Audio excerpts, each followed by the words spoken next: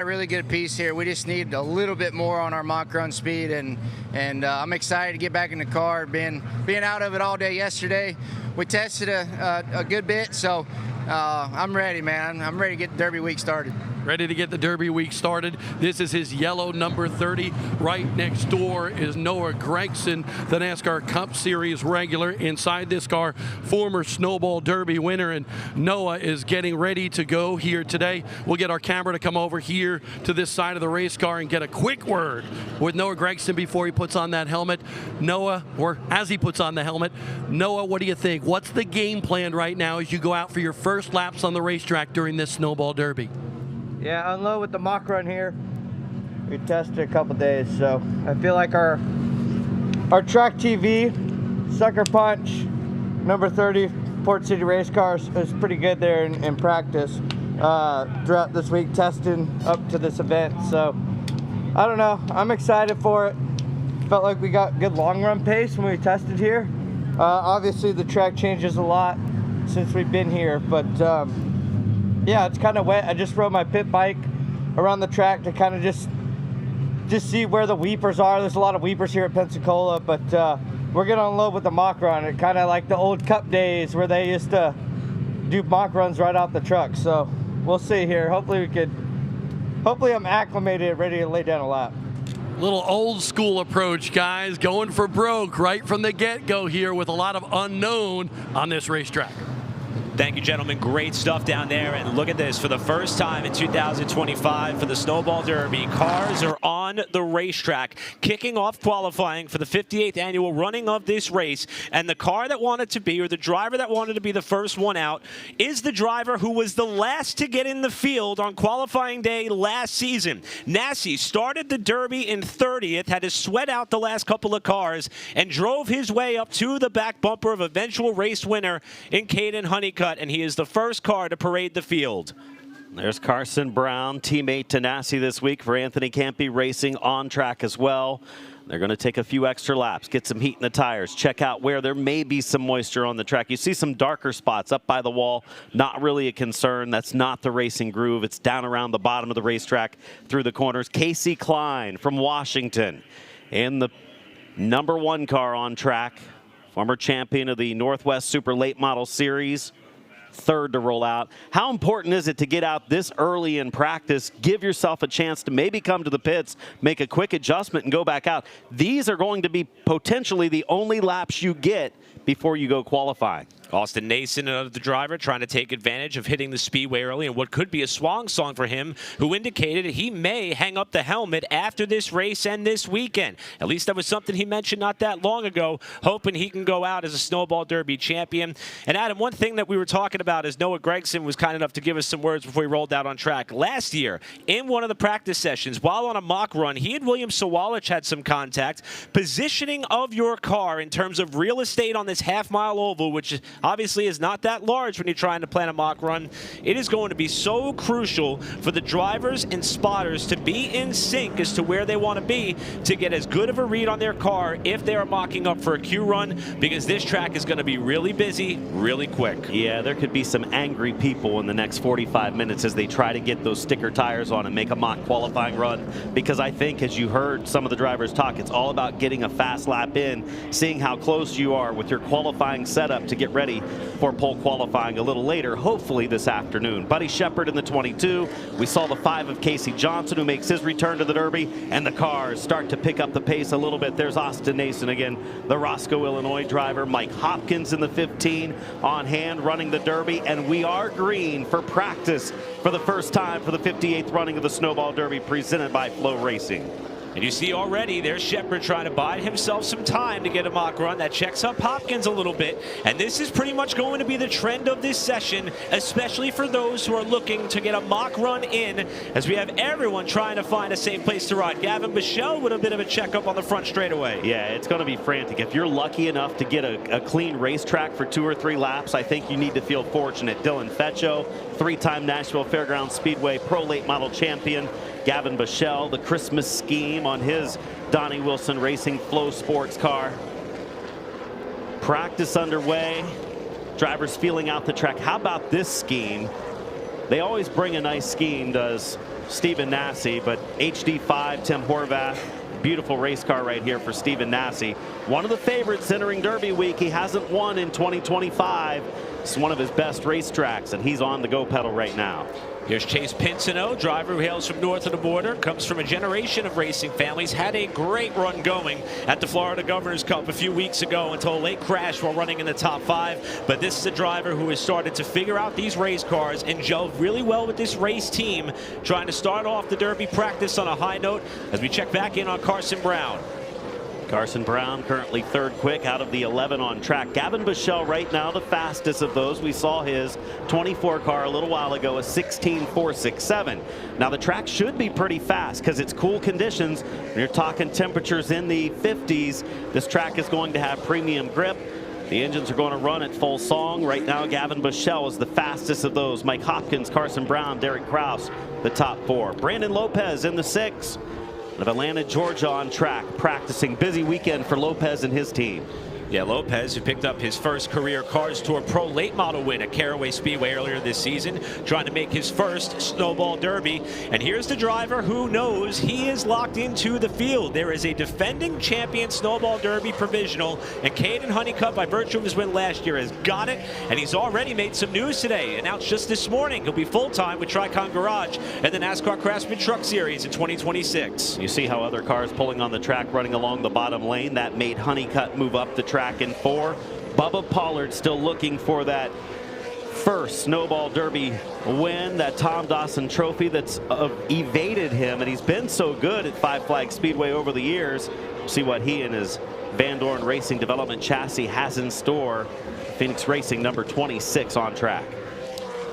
Get a good look at the practice speeds as we currently have Gavin Bichelle as the quick time setter, Bubba Pollard second thus far, and Mike Hopkins, your top 3 fastest. 6 of Lopez right now, 13th quick. You see the timing and scoring. Bubba Pollard has laid down a very good lap, quickest right now at the top of the chart. Here's another 26, and maybe my pick to win the Snowball Derby this year. Dawson Sutton and that team on a run right now. Dawson Sutton coming off an All-American 400 victory, has won 2 or 3 of his last 5 races. He is on a roll. Dawson Sutton in the 26. We'll see where he ends up right now. 8th quick after his first time by the line. And now he jumps up into the top 5, does Dawson Sutton, who has picked up a win in recent weeks here at Five Flag Speedway.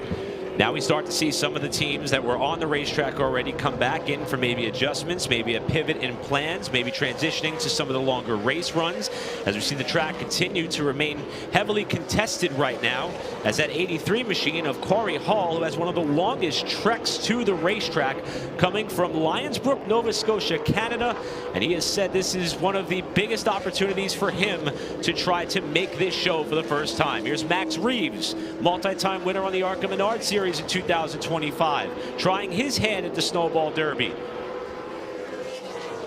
Reeves, a young driver, a teenager, racing quite a bit with ARCA as well as late models in 2025. Seth Christensen, double duty driver in both the Snowflake and the Derby this week. This practice session scheduled to go until 11 a.m. this morning, and then the Snowflake competitors get a chance, depending on when that weather comes in, off the water, off the Gulf. There is some kind of laying just off the coast right now, and we're trying to get as much practice in as possible. Here's a driver we had a chance to check in with yesterday, Ty Fredrickson, a second-generation driver. Looking forward to the opportunity to get this car on the Speedway for this practice session. He's trying to make his Snowball Derby debut. He too debuted in the ARCA Menard Series in 2025. Did so at Elko for Venerini Motorsports. Started and finished 4th in a very impressive effort for the 2024 Kawiki Cup champion. Good to see Derek Griffith back in action in the 12. There's Bubba Pollard inside his car, lower right of the screen. Crew, after he went out and set the quickest time so far, going to work. It's got to be a pretty good feel for Bubba Pollard to go out and be fast right away, Bob Dillner. Absolutely. They went out on stickers to get a mock qualifying run. Then you see the speed that Bubba Pollard was able to do with this brand new race car. So he's pretty happy. They're making some minor adjustments to that car. But next door, Chase Pinsino in that number 14 car, a little different strategy for him. He went out on scuffs to baseline that race car. So as you can see, there's a lot of different philosophies down here. Go out for speed, you have that confidence in your car, or somebody like Chase Pinsino, who actually spent a lot of time at the mall yesterday, going out to make sure he has what he needs, and now they're gonna go out on stickers. Saw Eric Jones in the 4 getting a couple of laps in.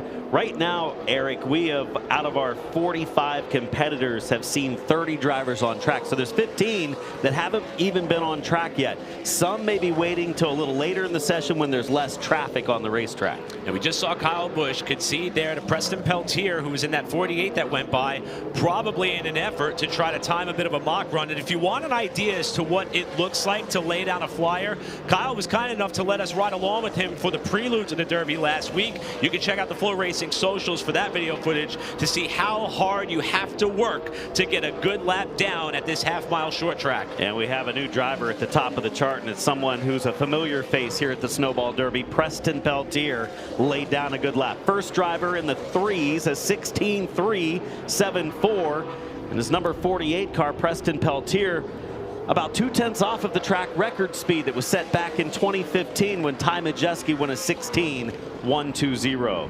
Here's a look at Jake Finch, who is trying to make his 5th Snowball Derby start after making the race the last 4 years in a row. The colors on this car match the scheme he ran for his NASCAR Xfinity Series debut earlier this season. We check in with Spokane, Washington's Hayden Plybon in the number 55. Just getting around one of the best stories from the 2024 Derby, Jace Hansen, who's also sharing the racetrack with Plybon. Everyone trying to lay down a quick lap, see what adjustments need to be made, try to get back out. Still have 38 minutes left in this practice session. Typically before qualifying, super late model teams get about 5 hours on track. This might be a 45-minute session or so, and that might be all they get before they have to qualify. So a big adjustment because of all the weather that we had yesterday, canceling those hours of practice in addition to tightening up today's schedule. Chase Pinsino, we've seen him on track quite a bit so far. Pinsino has turned 10 laps, which is among the top 5 of laps turned so far here this morning. Pinsino, one of the few cars that have been able to come in, make adjustments, and pivot to another agenda on their checklist, while there are still several cars that have yet to be able to hit the track just yet. Let's go down for Joe's Racing Products pit report. Here's Bob Dillner. Cole Butcher sitting inside his race car right now. We know how good he was at Five Flags Speedway this year. Winner of 3 of the Floor Blizzard Series races down here at Five Flags. He is one of the favorites. He's inside that car. The team right now working underneath the hood at the front suspension. A new shock and spring combination. The baseline for him first run, he said he was okay. Just needs a little bit more to loosen him up just a little bit. So Cole Butcher and this team, Bon Suss, leading the charge for this group, hoping to get a little bit more speed out of this race car, Jim. The orange number 5 car has been here before. Keep in mind, the new driver is Tristan McKee. Just 15 years of age in this orange number 5 with Blaster on the side of the race car. Tristan McKee is a 15-year-old phenom. He's the youngest ever driver to win the TH2 category this year. He's been very fast in Pro Late Model stocks as well. So this young driver is paired with Richie Waters. Spire Motorsports is investing in this young man. Expect to see him in up to 20 Super Late Model races starting today with Richie Waters going forward to get his experience at all starts at the biggest race of the year, Bob. Gavin Boschel outside his race car, watching everybody else, looking at race monitor. How did it feel? It felt pretty good, actually. Everyone's pretty much mocked up right now because we're not going to have a lot of practice going straight into qualifying. So I think we're P3 right now on the board. It's got a really fast piece under me, so now it's it's just my job to do my thing. So we got to execute this weekend, and I get the best guys behind me to do it. So I'm excited to get after it, and I hope we can find ourselves a good spot in qualifying and come on the top 300 laps. Does this hectic schedule just kind of amp up the anxiety and nerves going into qualifying this afternoon? Yeah, for sure. It's definitely been crazy. You know, I mean, the first two practice groups were pretty crazy out there. So, no, but you know, I love races like this. You know, I strive for the big races. It's really fun. I enjoy doing it, and a lot of pressure. So I love it. A lot of pressure to get a clean lap. That's the name of the game in this practice session, guys. Thanks, gentlemen. Gavin himself announcing some news recently about what he's doing next year. Going to run a part-time ARCA Menard Series slate with Nitro Motorsports. A gentleman named Nick Tucker, who's been a part of Gavin's racing career for quite some time. He sits P3 right now in this opening practice session for the Snowball Derby. New colors for Ty Majeski. Saw Casey Roderick briefly in the yellow number 30 car. Now we see Ty Majeski. He's up in the top 5. Track record held by Ty Majeski back in 2015 at a 16-1. His best lap good enough to get him into the top 5. Preston Peltier laid down a good lap, and I'm sure that has a lot to do with when he got up to speed, clear racetrack ahead, didn't have to deal with any traffic, was focused in, but they had that car fine-tuned as this session now down to 35 minutes. Courtesy of our statistician Elgin Trailer, since 2020, the best practice lap that we've seen was on final practice last year. David Gilliland laid down a 16:29. So right now we're getting an indication as to how fast this track really is. Back to our Joe's Racing Products pit reporter, Bob. This is a fast racetrack. When you come down here to the end of the straightaway, you can feel the speed. Buddy Shepard, you're searching for speed. What's going on? I'm just trying to figure it out. We've thrown a lot of stuff at it, trying to figure it out. And it's going to work on the qualifying today, probably, and hopefully we can get in the show. How nerve-wracking is it? Because I came up to you and you could see your face was like, oh, we're not where we need to be. How much pressure is today, especially with a condensed schedule? I got a good group of guys, so we'll get it right for qualifying. I think we'll be all right. All right, he's going to work on this race car. This team has been thrashing underneath this race car. Buddy Shepard, one of those West Coast guys hoping to get in the show. Thanks, Bob. You see Brandon Lopez wrapping up a run here as he will come down to the infield, as it is Preston Peltier, who laid down only 4 laps in this session up to this point. Currently the fastest of this opening round of Snowball Derby practice. Bubba Pollard, Gavin Bichelle, your top 3. If you are going to practice for the Flake, and they haven't been on track yet either, that's scheduled to begin at 11. Unfortunately for the Flake competitors, it looks like about 11:15 we could see moisture again come from the sky. So if you're a Flake competitor, those teams, some of them doing double duty, really trying to get their cars ready, they definitely need to be out early during that 11 o'clock session. But it looks like we'll get this first round of practice in for the Snowball Derby. We have 33 minutes remaining up until 11 o'clock, taking a chance to clear the gates. Crossovers are open, and we're getting ready to see cars back out on track. Just a couple at the end of pit road, ready to go maybe for a second time here.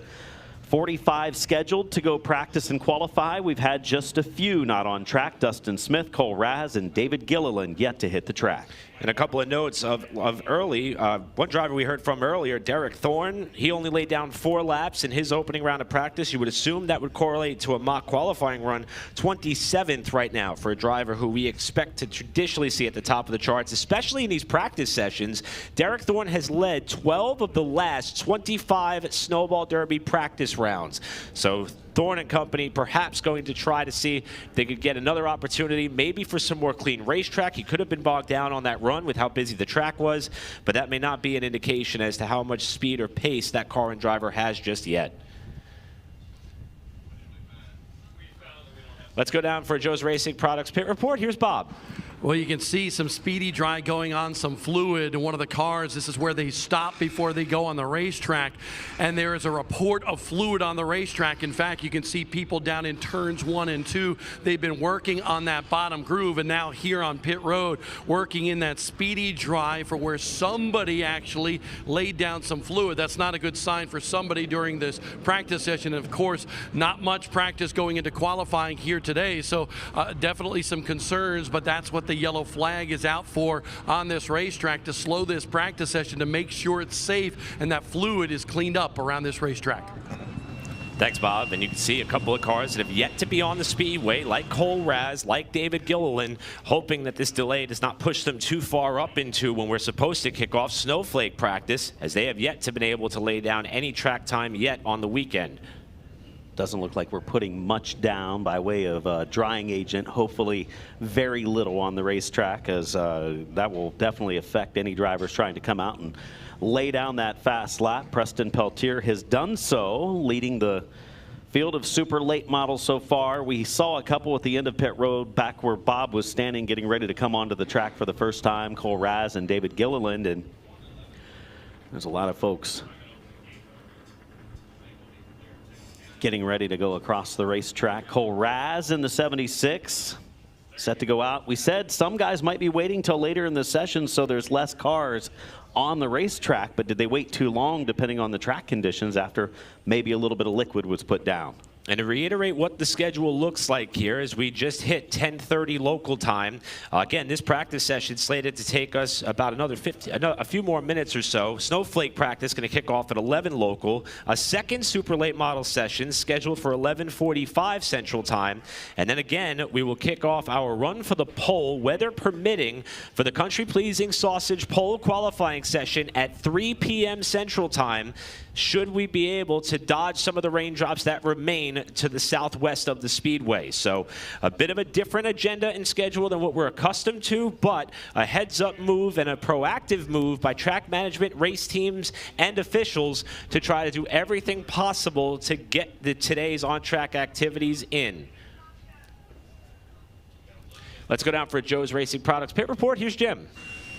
Well, Connor Brown was one of the first cars out in the number 81 for Anthony Campy Racing. He won the Pro Late Model Championship here last year. It's his first attempt at the Derby, but more importantly, this team has had a full year in the ASA Stars National Tour. They brought a brand new body, a brand new piece here for Anthony Campy, and they're already throwing shocks and springs on the rear. They're going to go back out with Sticker, who's your tires for another Q run. They began practice, one of the first cars out, with the grill taped off, with the fresh stickers on the rear tires, all four. So, and more importantly, they've got another run in between then and now. They're doing a lot of changes already to get this number 81 dialed in, but they're going to go back out to do another mock run for Anthony Campy and this young driver who's destined to run with a lot of efforts with Richard Childress Racing signing up this teenager this year. So he's got important things on his mind.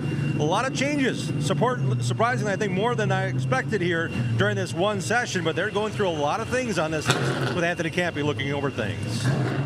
A lot of activity here on pit road and some big time names hoping to go out late in this session. You see several of them lining up here at the end of pit road. Derek Thorne, Ty Majeski, David Gilliland, Cole Raz, Connor Jones, Ryan Priest, Stephen Nassy, and a whole lot more. But this is one of my very favorite areas. Usually we do this on Thursday when cars first get on the racetrack.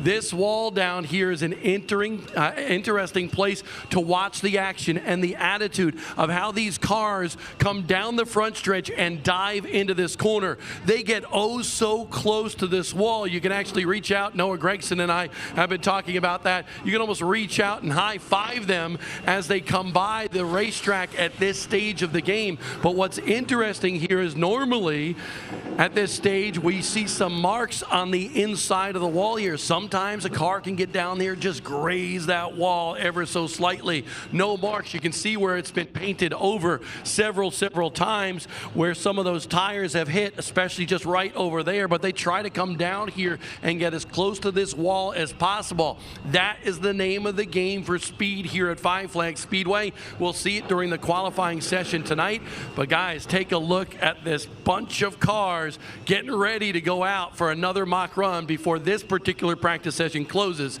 for super late models.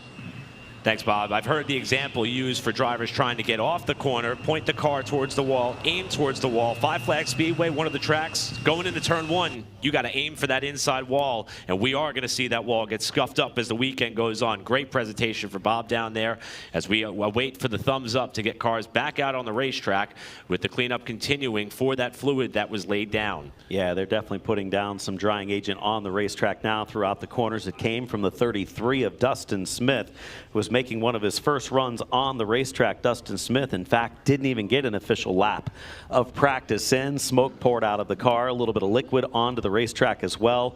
And cleanup continues with now just 26 minutes remaining until 11 o'clock when this session comes to an end. And then the snowflake cars get an opportunity to at least get on track for a while before potential weather rolls back into the area.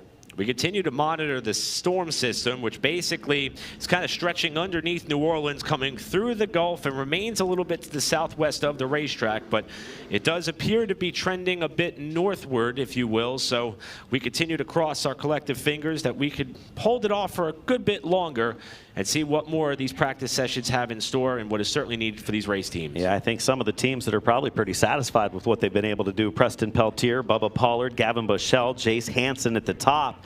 Guys that are struggling with their first runs in practice, Connor Jones, Stephen Nasse, Corey Hall, Jake Finch, Casey Johnson.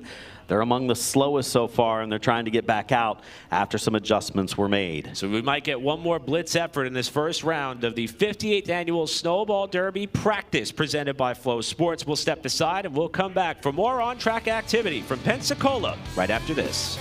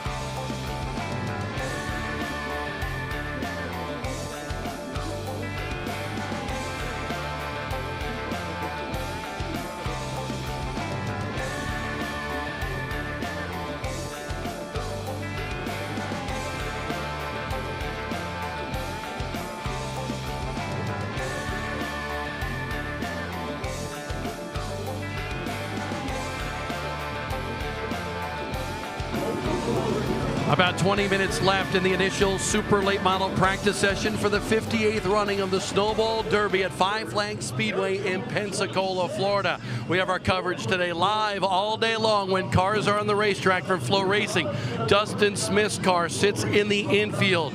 We have had a caution the last 5 or 10 minutes here to clean up fluid. It was from Dustin Smith's race car. An oil cooler line came loose and coated every inch of the underside inside of this race car. So this team said everything's okay, nothing was harmed, but it's a mess, and they want to get the oil off there, making sure that it doesn't go on a hot part of the car once he gets back out there as well. So brake clean, SD20, all sorts of stuff. I see about 10 cans of brake clean down here for them to spray on the chassis, spray on the different parts, and wipe it clean, and then Dustin Smith will go back out on that racetrack. Thanks, Bob. Dustin trying to make his third Snowball Derby, already behind the 8 ball with not much more on-track activity being guaranteed.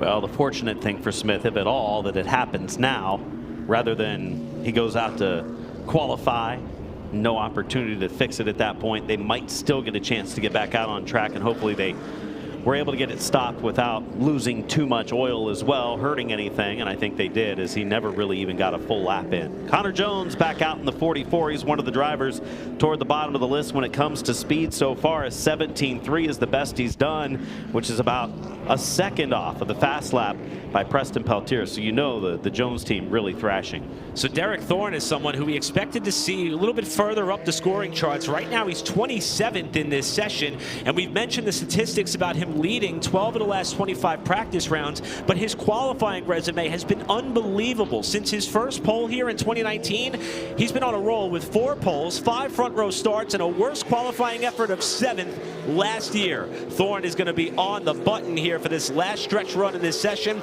and just behind him with the new Menards partnership coinciding with his slide over from one Thor Sport truck to another in 2026, Ty Majeski, the 2-time Snowball Derby champion in Thorne's tire tracks. Those are normally 2 permanent fixtures at the front of the field when we come down for the Derby.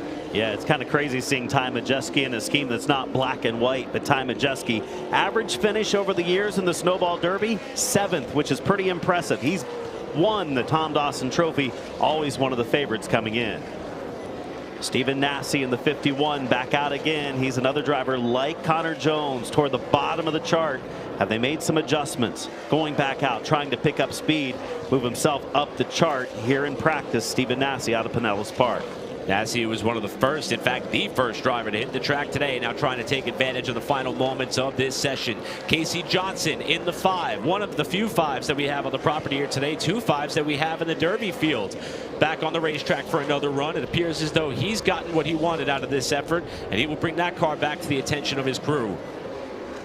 Brandon Lopez in the 6, back on track again. He's 37th right now. Again, in qualifying, it's the top 30 that lock in to the Snowball Derby. Qualifying scheduled with a new time of 3 o'clock this afternoon, weather permitting. It looks like it could get moved back again, but they're trying to give themselves the best opportunity to get qualifying in for the Derby today. Timothy Watson, very familiar with this racetrack. Super late model attempt this weekend for the Derby. Watson, a 2-time Outlaw champion here at Five Flags Speedway. Trying to make his 3rd Snowball Derby, or I should say his 3rd Snowball Derby attempt. He did finish runner-up here in the Outlaw Snowball Derby back in 2021 for the local Florida native racer in the black number 28 this weekend. Finished 15th in 2023 in the Snowball Derby, and he's inside the top 30 right now is Timothy Watson, a talented driver, not a big budget team. Kind of going with the plain look this weekend. Timothy Watson definitely has some talent. Let's get a Joe's Racing Products pit report from Bob. The P1 chassis of Preston Peltier is P1 on the board right now. So a good practice session for Preston Peltier, the 2017 pole sitter for the Derby. Preston, how good is this race car? Ever had down here. With the help of Jace and Owen and those guys, we really got these things down. You know what we're going to do? We're going to walk this way. Come with me. We're just going to scramble here, trying to get better signal. We showed the race car, cool looking machine for Preston Peltier. We got a little bit better signal right here. So we'll get our camera operator, Connor, in front of us here to make sure that we get good signal. And Preston, let's go through that question again, because that car looks pretty sweet. How good is it? Yeah, it's pretty bad. We came and tested Sunday, ran a few laps. It was sporty right off the truck, and we had some adjustments that we wanted to try just to help with the platform. Ended up going right back to how we unloaded, and just mocked right off the truck here this morning. It's pretty good. Why is it so good? What's special about this race car? Because I'm told as you kind of continue the development of your chassis, you keep on trying different things. What does this car allow you to do on the racetrack? Well, I can put it anywhere, and I have a lot to be thankful for, especially having Jason Owen help get these things dialed in. You know, it's a way different perspective standing on the edge of the racetrack watching it than from out the windshield. So that's helped us be able to get stuff better. You know, I don't have that many cars out there, but I have some really good quality drivers in my stuff, and it shows. I was so excited to see you on the entry list. What makes you want to come down here, Preston, as much as you can to compete? See all this? I got 4 kids. I'm getting old. I want just one more chance. And I'll tell you, I'm thankful for SBS, Joe Farre, and Ed Vettorelli, Landon Truss, Swiss Springs, Brandon Ernest, man, 5-star bodies. Without all of them, there's no way I could do this. Well, listen, I love that you brought up that gray beard there. Guys, he's kind of looking a little bit like Santa Claus. We are in the holiday season. We love Preston Peltier. Am I the oldest guy here or what? I don't know. I bet you Adam Mackey can answer that question for us. What do you think, Adam? We'll do some research. I should know here very soon. Saw a quick glimpse of a moment for Derek Kraus there off the corner. And how about Peltier and that team, with Preston being the quickest right now in this session, Jace Hansen in the 4th spot of that session. So a great run for that 2-car team and effort with Preston at the helm with that organization. As we check back in on Carson Brown. Brown currently 10th as things run right now in this session. Well, I got good news for Preston Peltier. He's not the oldest driver in the field. David Gilliland's got him by a year. 49 years of age to Preston's 48 years of age. Still plenty of years left in racing talent for both of those guys. Preston Peltier, fastest in practice right now. He's a happy driver right now with the speed that his number 48 has turned. And you see the team car to Preston, Jace Hansen, after the masterful run that this team was on. In fact, we were able to catch up with Jace yesterday, and he talked about how that was able to elevate his spirits going into the offseason and prepare him for what has been a great 2025, primarily based on the West Coast, as Ty Fredrickson is back on track. See where Ty is right now in the 36. Fredrickson looking to make his first Derby start this weekend, and Ty Fredrickson, well, for some reason I missed him on the first time through, but he's on track trying to rip off a fast lap right now. 14 minutes left in the practice session. Fredrickson inside the top 20, currently 19th quick is Fredrickson. Teenage driver, a couple of wins on the ASA Midwest Tour in 2025, including a big one for Thunderstruck at Elko Speedway as home track. Casey Klein back on the Speedway, the very festive #1 car, and a couple of drivers who are probably sweating a little bit, one of which obviously Dustin Smith, who had the leak earlier, which caused us to slow this session for a moment, went back out on the racetrack, almost clipped the turn 2 wall. They quickly came back down. Connor Jones is 44th in this session, Stephen Nassy 43rd, Casey Johnson, Corey Hall outside of the top 40 cars right now, and with an undetermined amount of on-track time between now and when we get to qualifying, they're going to be scratching their heads trying to see, is there a definitive reason why the pace is not there, or do they have a lot of work to do? Yeah, they're going to be hoping for another practice session. Some of these drivers still looking for speeds to make adjustments because they're running out of time. They're down to 13 minutes left before the session comes to an end and the snowflake cars hit the track. Dustin Smith back out on track in the 33 as he moved over to allow the 91 of Majeski to go by, and might try to follow Ty Majeski to see what kind of line he needs to run. We know Ty's got a fast car inside the top 5 right now. We heard from Jim earlier, this stint with Tristan McKee and Richie Waters, this is the beginning of what is going to be an expanded relationship as they head into 2026, with Tristan just about proving his capabilities to wheel any type of race car at any type of track.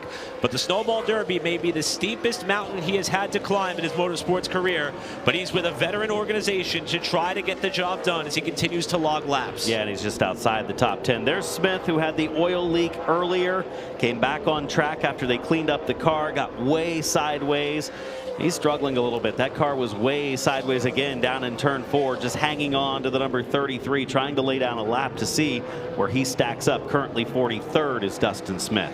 Smith, who grabbed himself a win in the Rogers Dabbs Performance Parts Southern Pro Series at Mobile this past August. Also another one of our double-duty drivers, as he'll be attempting to run the flake as well. Hudson Bulger jumps up to the top 5 in the latter stages of this session. The Georgia native up to 3rd on the speed charts.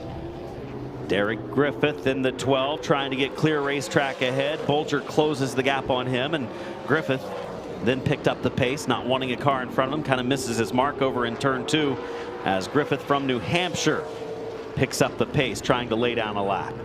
Great to see Derek Griffith back at the Derby. Missed last year's race. He talked about this a little bit at the party, the kickoff party on Tuesday at the Ticket Sports Bar.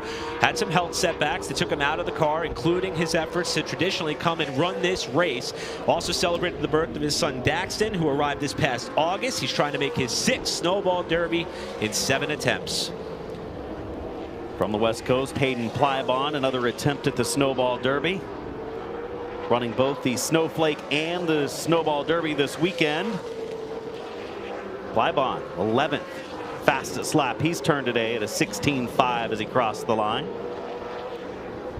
Plybon, another example of how strong of a West Coast presence this Derby field has. Multiple champions from multiple portions and quadrants of the country, including that driver. How fast is Jace Hansen's car? There's visual evidence right there on that left rear. The steam rolling off of it. It's cool temperatures in the 50s today at best. Jace Hansen, the steam rolling off that left rear tire after he took it trackside back to the pits. Maybe another adjustment or two. Still has a little bit of time to get back out down to the final 10 minutes. Bubba Pollard, who laid down that fast lap immediately onto the racetrack early in this session, still in the top 3. But look, Hayden Plybon has moved up to 2nd fast right now in the 55.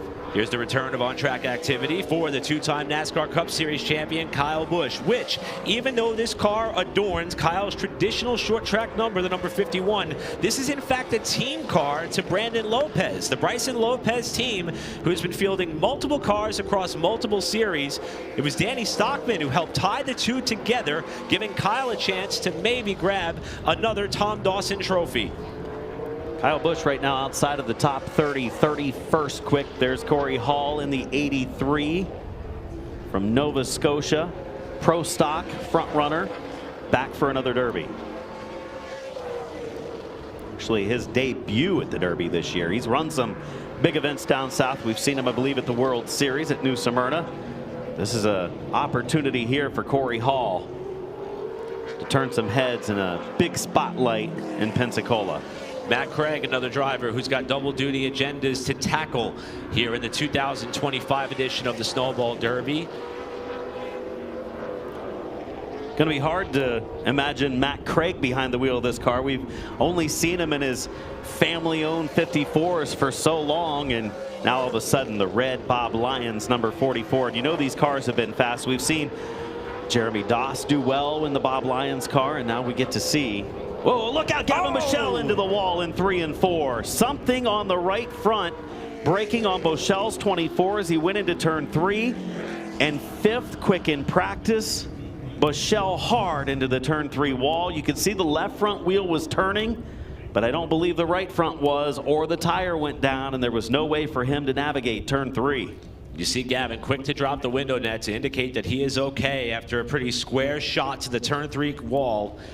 Now, what was probably the final few boxes to check on the Wilson Motorsports team's agenda for this opening super late model practice, and our first on-track incident of the weekend involves the driver who finished 3rd in the Florida Governor's Cup, Gavin Bochel.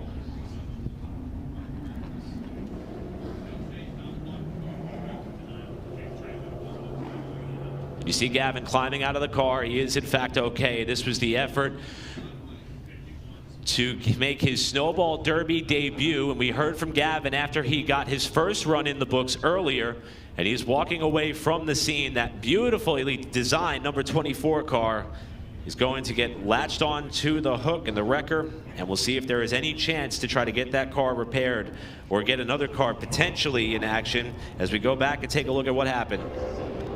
See the left front locked down, and I would think it's the right front. Something happening there as he goes down into the corner. Didn't have like the speed of a stuck throttle. It was more, was able to slow down to start to navigate the turn to the bottom of turn 3, and then it just wouldn't turn. Gavin, the 2025 World Series of Asphalt Super Late Model champion, scoring 2 wins there. Now taking a bit of a walk back to his Wilson Motorsports team in Hauler to try to dissect what may have taken place and what the contingency options could be. The next scheduled practice for the Supers is going to kick off at 11:45. Not sure if there is an option for this team or for this young driver.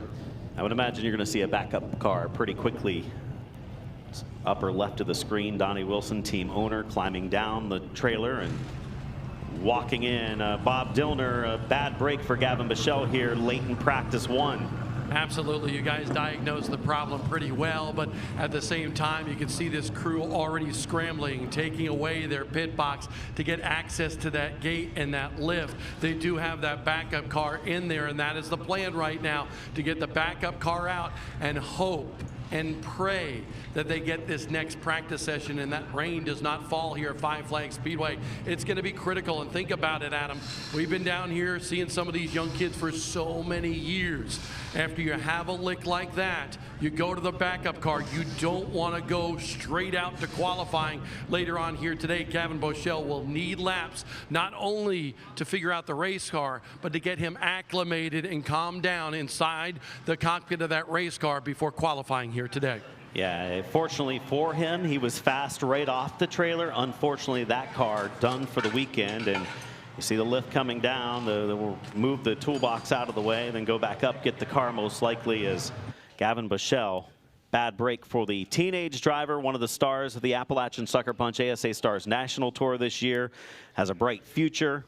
But Gavin Bichelle has a tough start to practice here today. As you see, the damage to the right front doesn't look as substantial as we thought, but there's a lot of damage that we can't see right there underneath the bodywork of the 24. And a bit of irony for this Wilson Motorsports team, specifically with this car. Let's not forget, last year, Brent Cruz was driving this machine, had an issue in qualifying, no contact of any sorts, but just did not qualify in the top 30, was relegated to the last chance race. Cruz went on to win that LCQ. So this is a position the team has been in before, but a great point by both you and Bob. For this driver to now have to reset and refocus on the task at hand with the team doing everything they can, it's going to be a learning experience for this young driver as we go down to Bob to hear from Gavin. Gavin Bichelle, tough lick there up in the corner. What happened? You know, I think something broke. We came in the corner, just full walk left, didn't turn. So it really sucks. We were really fast, but we're going to pull out the backup car here, and we're going to keep digging away. So I'm not worried about it, and yeah, just some tough luck. Rather it happen now, though. Sucks that we have a junked race car now, but yeah, we're going to get to work. Good to see you're okay. Thank you. That sounds like a young man who's focused forward already. I don't think he's going to need any coaching at all to reset. He's got his agenda locked in. He knows what he's got to do, and he's ready to tackle it. I have a real feeling, though, he might have to qualify without getting any laps on the car he's going to be qualifying on in practice because, again, we're going to be fortunate to get this practice in, maybe some of the snowflake practice, and then we're going to have our work cut out for us, I think, the rest of the afternoon as we get back up to speed and practice. Just a few minutes remaining. Michael Atwell, new scheme, new look, different team for Michael Atwell out of Naples, Florida. Talented driver with Mike Garvey turning the wrenches on the car. Atwell trying to make his 4th Derby start, his first attempt at this race since 2021. One of the 214 cars entered in the Derby this year. This one, Austin Nason out of Roscoe, Illinois. The 2023 Howie Letto Memorial winner when it was held at the Milwaukee Mile. As we mentioned, stated earlier, after a runner-up finish at the Slinger Nationals, this could be the last race of Austin's career. We'll try to check in with him at some point on the weekend to see if that is still the plan. I think Austin Nason will probably still get to see him at quite a few races here and there, but I think a lot of the focus will be on his children and their racing careers as well. Jim Trado, Spencer Davis on track right now. Busy weekend for Spencer. Man, I feel like it's been forever ago when I tucked my head in the cockpit on the backside of the quarter mile. His crew chief is Tony Uri Jr. Tony's helped build this race car. It's the only GMS race car on the property. More importantly, Spencer's back here at the Derby. He's run 6 of them, but not since 2018. So I said, hey, what are you working on? He said, we have nothing else to do besides work on Q runs. At the time, he was 12th fastest in practice. They kept the nose taped off on the car. Some small adjustments, but it's been about a 20-minute wait for Spencer Davis to get out to do another qualifying run. That's the focus of a lot of cars here on pit road. Just get a good lap in to qualify in the show. Rob? Over here, Donnie Wilson underneath the hood of the wrecked car for Gavin Boschel, and you can see this car is banged up, battered, and bruised. Now, there is some damage on the right side towards the rear of this car, but the front end is really what took the brunt force of the impact. But again, just to reiterate what this team and Gavin has said, they believe something broke in the right front suspension. You can see how hard of an impact it was down there if you take a look at where the wall and all the paint actually and the decals got on this rim right here. But this car, let's just call it junk. Yeah, the damage to the rear end as well, as it got shifted back with the hard hit that it took. A bad break for Gavin Boschel, but that team, if there's any team that can overcome something like that, he's got the right team turning the wrenches and getting fine-tuned that backup car, which is probably pretty identical to being a great piece. Here's a look at Derek Kraus. Now we check in with one of 4 full-time NASCAR Cup Series competitors trying to make the show. Eric Jones, the 2-time Snowball Derby winner, did it in back-to-back years, 2012 and 2013. What was his first 2 tries at winning this race? This is his 7th Snowball Derby start, and what could be his first since 2023. Connor Jones, who we saw earlier, we had a chance to talk to him. He says, you know, we don't have the big thick notebook that some of these other teams do because we don't run that many super late model races, and right now that might be hurting them a little bit. He's 40th quick. We know we've got to be in the top 30 if you want to make the show through qualifying, and they're 10 spots out when it comes to practice times. Connor, also somebody who recently announced some 2026 plans, going to go back part-time with Nice Motorsports. As Dawson Sutton goes to the top, we'll get a Joe's Racing Products pit report from Jim. Corey Hall's on the racetrack. He was excited about how he was able to test his car, come back down here for another test, and perform. He's done a lot of work on the car, and this morning he said, we knew we had the speed, but in my last few runs, I lost a little bit of speed. I've got comfort, but I need about a tenth more. So they went through the car. They've got the car now with 4 sticker tires on the track to get another qualifying run. But Corey said the car is fast. It feels great, but I need more speed, Bob. Well, down here in the infield portion of pit road, Hayden Plybon, his super late model now going down on the ground. He's already behind the wheel of his pro late model because that's what comes up next in terms of practice here at Five Flag Speedway. But Hayden, second quick in that practice session. How good is that supercar and what did you feel? It felt pretty good. I kind of messed up my money lap coming to the checkered there. There's definitely more in it, and I hope we can do the same with this car. It had good speed, so we'll see what we can do with the mock run. With the pro late model now that you have an understanding of where this track is, how important is this practice session for a pro late model with limited time on the racetrack? Definitely important going into the 125 lap race tomorrow. There's a lot more pros than supers, so it's going to be a little bit tougher to make the show, so hopefully we can have a good practice session here and be fast. Hayden Plybon, I tell you what, guy's got some talent. He won the Northwest Super Late Model Series Championship a couple of years ago, won the Galloway 150 this year. This guy could be really good in qualifying today in those super late models. Thanks, Bob. And he's one of the drivers who is having to transition immediately to his snowflake preparations with that practice session on the horizon. And just as we tossed it down to Jim and Bob earlier, I got to give you some credit, Adam. You said coming into this weekend, Dawson Sutton is probably going to be one of the favorites. He has been on a tear, and he jumps right to the top with a flyer. Only driver thus far with a 16.2. And that ties the fastest lap we've seen in any practice session dating back to the year of 2020. And it was actually just as quick as David Gilliland turned a year ago in one of the practice sessions when the temperatures were also cool at a 16.296. The Apollo 60 ride of Ryan Preece, who's been having a lot of fun with the colors and scheme of this race car in what is a truly fun, organized effort that he assembled himself. This is a car that he owns, that he works on with some friends and family. And given the fact that some of these Cup drivers have obligations that span well over 38 weeks out of the year, what does the Derby mean? Enough for drivers like Preece, like Eric Jones, like Kyle Busch, Noah Gragson, to come on down and chase the Tom Dawson Trophy. And Preece is doing just that with this homegrown effort. A lot of traffic down here. Drivers trying to get out in the final moments of Snowball Derby practice. And because of the delays we had with the crash and the oil down, they're going a little extra here for the Snowball Derby practice. Snowflake competitors are probably like, get us on track before the rain hits. That rain is moving back a little bit. That's giving us a little extra time, fortunately. We watched Chase Pensino upper left. The Dawson Sutton 26 looks like they're done for practice. They said, you know what? We put it at the top of the board. We've had one of the fastest laps in the last 5 years when it comes to practices for the Derby. They're going to climb out, make some adjustments, look for maybe a second practice later, or get it ready for qualifying. We talk about the Cup slate that some of these drivers have been on. Dawson Sutton is someone who has raced so much full-time in trucks this year. That's 25 races plus all of his super obligations, pro late model obligations. It's been unbelievable how much that young man has been able to garner some track time, and it's starting to bear a lot of fruit towards the end of this year. Yeah, he ran full-time with the Stars Tour this year as well, and over those last 4 starts, an average finish of 1.5, including the All-American win.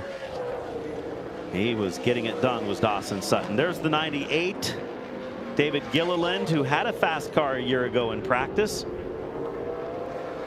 Looking to try to match that here in 2025. David Gilliland, 15th right now, solidly in the top 30.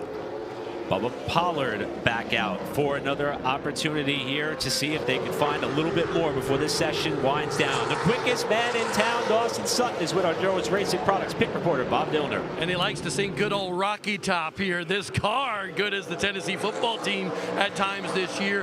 What did you like about it besides the speed? Man, this thing's so good. We've ran it 5 races and we have 3 wins and 2 second places, so this thing just brings speed everywhere it goes. And you know, we've been so excited for this weekend and just bringing this thing out here. I was so excited for today. For yesterday, you know, sadly we didn't get on the racetrack, but you know, thankfully we get a little bit of seat time today, and I think we have a really good hot rod. And my guys have been putting in countless hours on this thing, and it just really shows on the race monitor. But I'm just super looking forward to the rest of the weekend.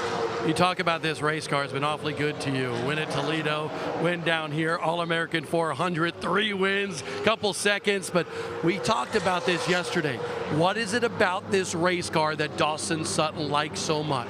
Yeah, I love it. It's just super comfortable. You know, I love super late model racing in general. It's my favorite racing ever, and in my opinion, it's the best racing in the country. And that's what I love about it. It's so competitive, and they're really the best in the countries out here. And I feel like these cars just suit my driving style so good, and particularly this car as well. This car is so comfortable for me, and I really just, you know, I love every single time I can get in it. Well, he's a big Rocky Top fan, but he's got Rackley Top on the side of that race car, and it is fast. Thanks, Bob. We got a quick glimpse at Stephen Nasse, who just had his quickest run of the session. He was dead last before he just came out on the racetrack. He's bumped himself up to 33rd, still looking for some speed as Nasse, as we check in on Cole Butcher. Cole Butcher right now in the top 15. Butcher typically a good qualifier even early in his career. When he would come to the Snowball Derby, Butcher would put it among the first few rows and qualify into that top 10, just outside of the top 10 now, as Jones is back out. NASCAR Cup Star former 2-time winner of the Snowball Derby, Eric Jones. So right now, Dawson Sutton, as Adam mentioned, running the exact same lap time that was the quickest turned in practice last year by David Gilliland at a 16:29 with a 6. Preston Peltier, who has not come back out on the racetrack since he ran his flyer of a lap time earlier in the session. Cole Butcher just jumped to 3rd on his mock run. Hayden Plybon 4th, Spencer Davis 5th. Ryan Priest, Jacob Gomes, and several more jumping up towards the top of the charts late in the going as we go back down to Bob. Defending Snowball Derby winner Caden Honeycutt's brand new engine inside that race car. How did it feel in this first practice session? It felt fine. I just want to thank Stephen Nasse. He's the one that helped us out with the motor. So yeah, I feel like it's okay.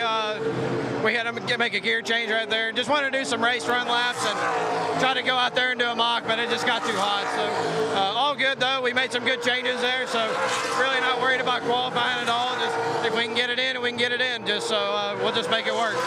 Do you need that next practice that is scheduled to try to feel out this car a little bit more for qualifying? Yeah, I mean, if we can get it in, I definitely have some things that we want to do.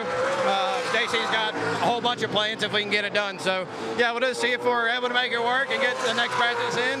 But like I said, if not, I feel like we're still in a really good spot. So we'll be just fine. We all at FloRacing want to congratulate you on the big announcement. How pumped up are you? I see you got the logo on the jacket finally. Hey, safe light repair, safe light replace, baby.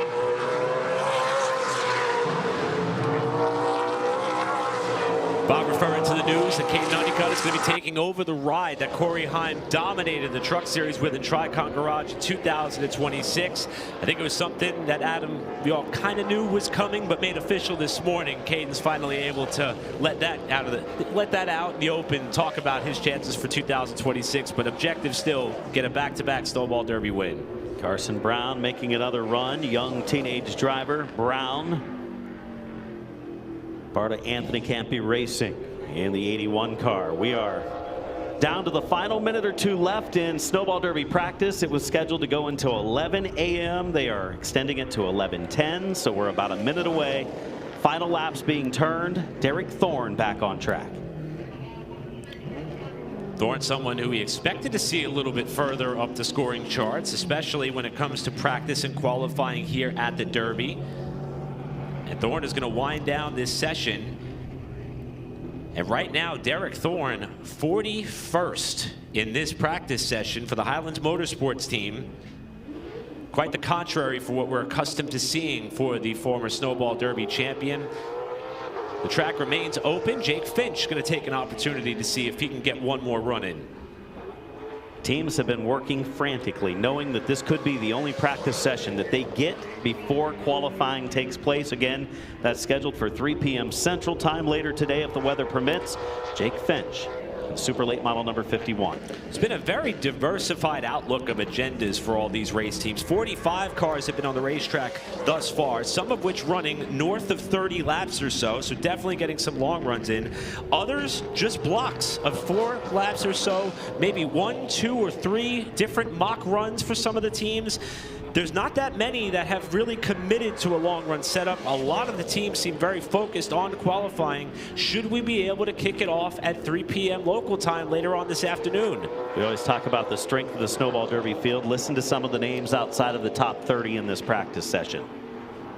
Derek Kraus, Eric Jones, Stephen Nassy, Jake Finch, Kyle Busch, Jake Garcia, Derek Thorne, Austin Nason, Noah Gregson, Casey Johnson. Those are names outside of the top 30 in this practice.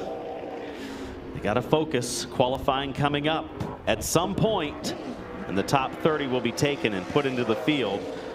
If they don't make it through there, then a last chance race that takes place right after. We saw a little puff of smoke there from the number 5 of Tristan McKee. Wonder if they may have a little bit of a leak on the Richie Waters number 5 car. Continuing to keep our eyes peeled on the backside of this race car as McKee hustles it back to the line.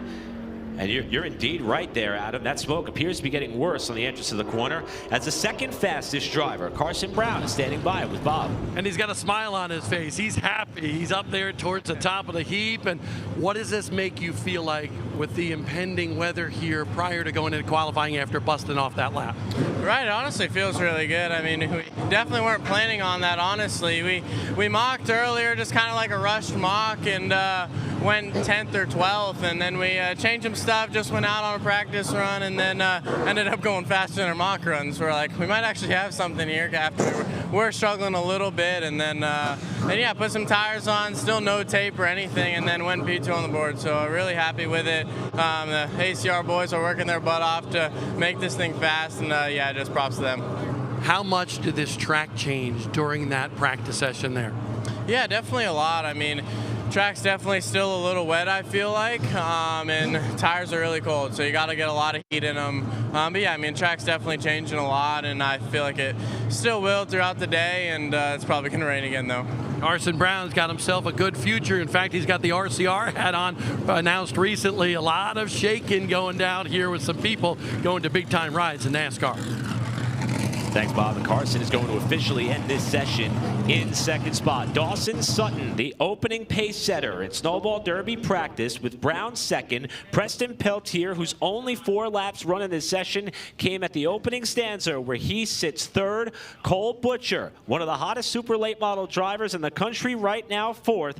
And Hayden Plybond, your top 5 for the first official practice for the 58th annual Snowball Derby. Casey Klein, Spencer Davis, Ryan Priest, Jacob Gomes, Bubba Pollard, who was a constant fixture in the top 10 of this entire session.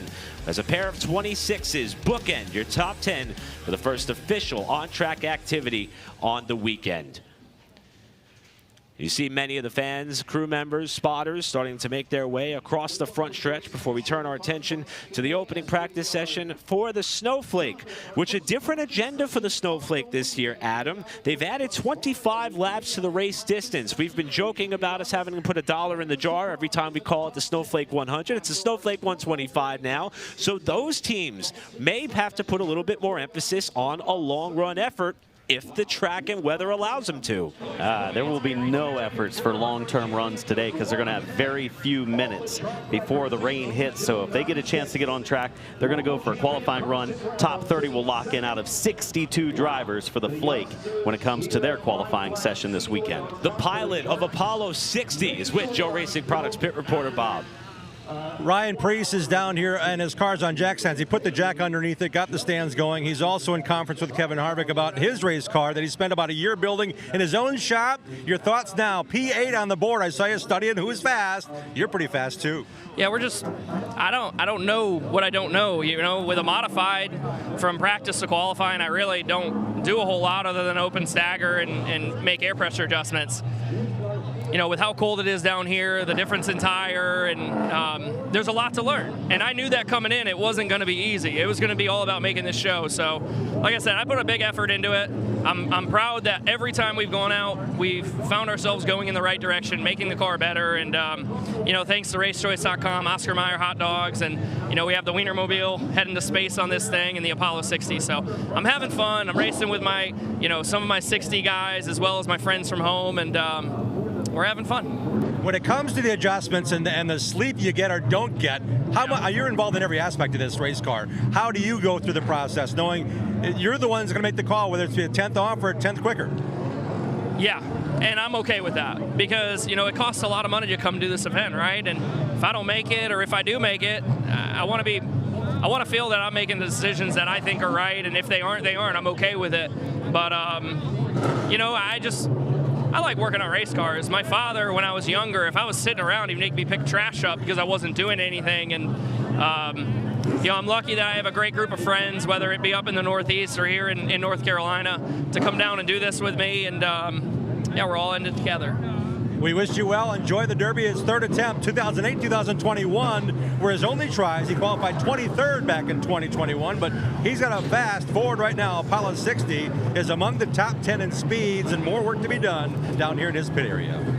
You definitely feel a little NASCAR flavor down here, from Ryan Priest, NASCAR Cup Series regular, to Eric Jones, another Cup Series regular and two-time winner of the Snowball Derby. Right now outside the top 30. What do you feel out of this race car, Eric? Yeah, I just been fighting tight, kind of been fighting that at the test and then here today. So hope we can get another session in here for the weather and just try a few more things. It's just not a lot of time, so trying to make a lot happen in a little time and figure out what we need to do. And we have a handful of changes worked up. We just need to have the time to get them on. So hope we can get there. Just need a little bit more to squeak in here and then try to work on it from there. This weather is difficult this week to try to dial in a race car. Do you play the what-if scenario in your mind? If you don't get that practice session, what are you going to throw at this thing?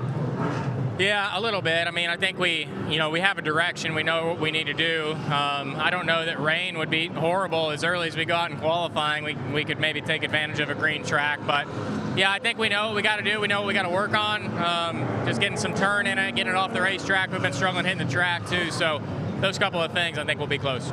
Nice to have Eric Jones back with us here in the Panhandle of Florida. Thanks, gentlemen, and thanks to Joe's Racing Products for allowing us the chance to have you down in the thick of the action as we turn the page to the Pro Late models. Snowflake 125, first official practice session and on-track activity with weather looming to the south and west of the Speedway still. And Adam, you just mentioned, even up here in the booth, we're fortunate enough that we're in a climate-controlled area as opposed to our friends down trackside. We could feel it starting to cool off up here as that weather draws closer. Well, fortunately for the Snowflake competitors, they get a chance to get on track and pick up the pace. Jimmy Renfrew Jr., the 00 car out of New Hampshire, one of the first on track. We saw the beautiful 67 with a Christmas scheme of Zach Dixon, also on track. 62 drivers entering this year's Alan Turner Snowflake 125. Only 30 will lock in through qualifying. Jet Noland in the 50. Groveland, Florida driver hopes to be one of those.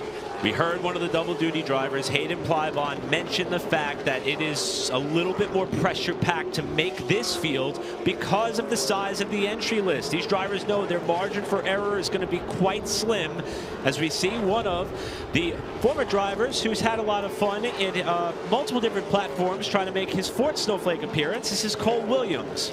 Yeah, Cole Williams, a former champion at Nashville Fairgrounds Speedway, doesn't race quite as much in recent years as he did back then, but Williams is a talented racer, quite a bit of experience, and always fast when it comes to the pro late model ranks. We'll keep an eye on that 46 this weekend.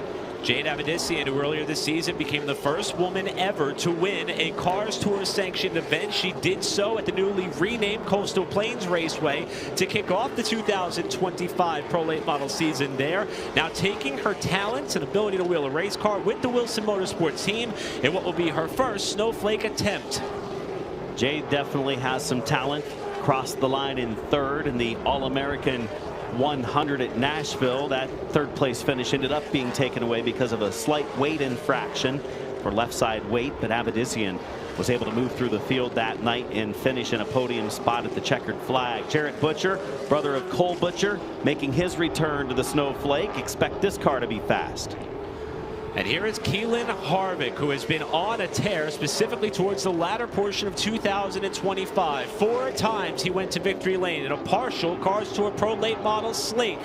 He has 2 wins in the Spears Cars Tour West in Pro Late Models as well, trying to take this Hunt Brothers Pizza and Treetop number 62 to his maiden voyage here at Five Flags in the Snowflake. And he is certainly someone who has figured out these cars really quickly at a very young age. Keelan Harvick, so talented at a young age, experienced through the legend car ranks, then into the late models. Expect him to be one of the contenders this weekend in the Hunt Brothers cool Christmas paint scheme. One of our multiple number 11 cars on track, James Patrick in that number 11 car. James Patrick out of Theodore, Alabama. Patrick, the 2024 Sportsman Champion at Five Flags Speedway, won 3 races in that championship winning effort, trying to make his first Snowflake after attempting to make the field 1 year ago. Frantic start to Snowflake practice, pit road aligned with a lot more race cars, hoping to get out before potential moisture hits. We might have another 10 minutes or so left at least. It keeps pushing back a little bit, which is very fortunate. We got that first session in for the super late models, and now the pro late models getting their opportunity for a shakedown for the first time this weekend. Look at all the cars lower right of the screen, waiting impatiently, I'm sure, to get out on the racetrack. Get a look at another one of the double duty drivers, top left of your picture, Buddy Shepard out of Bakersfield, California, trying to make his second consecutive Snowball Derby over on the super late model side. He's the 2025 Spears Cars Tour West super late model champion. And we've heard from Buddy about how much work is going into with a relatively small team, as we see a bit of a fender rub on the left front of that car on the approach to turn 1. Elliott Massey out of Mississippi making another return to the Snowflake, where he has attempted 15 Snowflakes, has qualified into 6 of them, showing the strength of this race and how hard it actually is to qualify into the Saturday night event. Ben Mack, who was one of the first cars on the racetrack in the number 13 out of Fisherville, Kentucky, also looking to make his Snowflake debut. He recently made his Carolina Pro Late Model Series debut at Hickory, picking up a top 10 on debut there. A little bit of traffic right here as the 40 closes as well. Dylan Caldwell out of Idaho in the middle, and then they back down coming off the corner as we focus back in on Ben Mack, the Kentucky driver. Here's a look at Jared Butcher, who, when we heard from Cole yesterday, talked about there was an initial effort maybe to enter both Cole and Jared into this snowflake field. They decided, with everything going on, some of the uncertainty in the schedule, they would focus primarily on Cole's effort on the super side and then give Jared the keys to the Pro Late model once again in 2025. Jared continues to log laps in that 54. Practice underway for the snowflake started just a little around 11:15, hoping to go until at least 12 o'clock here this afternoon. 54 of Jarrett Butcher trying to turn some good laps, meanwhile working traffic, making it more difficult. Jake Finch has gone to the top of the board, and the Ronnie Sanders number 18, Zach Dixon, Cole Roby, Matt Craig, Jimmy Renfrew Jr., the rest of the top 5. And the caution is going to come out on this session due to debris on the racetrack. It appears to be down in turns 3 and 4 as we see Jake Finch, the fastest in practice thus far, going back to the attention of his crew as we get a Joe's Racing Products pit report from Jim. I was watching Jake Finch in preparation. He's in the first pit stall, leaving pit road, the last one really. It's a traditional spot for Ronnie Sanders, who won this race back in 1977 as a driver. He's fielded the car here for years and years. Bubba's driven it. Hunter Robbins won this snowflake 2 years ago in the car. It's Jake Finch's turn, and this year they did magical things here at this racetrack. They won the Blizzard portion for Pro Late model, so he has that ability. Jake, no question, has the ability and the track experience here, but they took a little bit of time to leave pit road. It looked like he maybe was just making sure things were up to temp. He made a couple laps, the caution comes out, and now he's pulled behind the wall. So as much focus is on Jake Finch and how good this team has been year upon year, I don't know if there's something going on because he's not in this pit stall. He pulled behind into the quarter mile. I'm heading that way now. Well, while Jim Trado checks out this, we check out all the progress on Gavin Boschel. Back to super late model world here. Boschel a wreck with his primary car. This is the backup car. Donnie Wilson inside the cockpit of this race car with the vacuum. How about that? Cleaning it up for Gavin Boschel. The team taking what they can and putting it on this in terms of the setup of what they learned from that first race car and making sure that it is very similar for Gavin Boschel if we get that second practice session in. So a lot of work, a lot of scurrying down here in the Donnie Wilson Motorsports pit for Gavin Boschel, who's going ARCA racing next year. But right now his main focus, getting this very blank race car. By the way, chassis 115 is what I was told, to get it ready for qualifying for Gavin. Thanks, gentlemen. And, you know, the Wilson Motorsports team always comes loaded for bear. We mentioned Jade Avedissian running in the flake in this session right now, but also having enough resources to prep this backup car. Should the seas continue to part ways, I think we've over-exceeded expectations as far as weather and on-track activity already. If we keep getting lucky, maybe they could target a chance to get that car out there, at least for a refresher before qualifying comes. You know, they're very hopeful for doing that, that's for sure. We have seen now almost 40 drivers make it now 40 drivers on track of the 62 scheduled to run for the Alan Turner Snowflake 125. Here's Vito the Torpedo Cancilla out of Martinez, California. The Impact Transportation number 27 made his Snowflake debut last year, attempted to make the Snowball Derby as well. He went full time in this style of race car just 1 year ago at 12 years old. Gaining experience at a very young age. We remember others doing much the same, guys like Stephen Nasse, guys like Jake Finch, young competitors like Derek Kraus. Now we've seen Kraus at so many of these Snowball Derbies where he qualified into his first 8 in a row. 47 ride on track, TJ DeCare out of Land O'Lakes, Florida. Followed by the 38 of Cody Haskins out of Marietta, Georgia.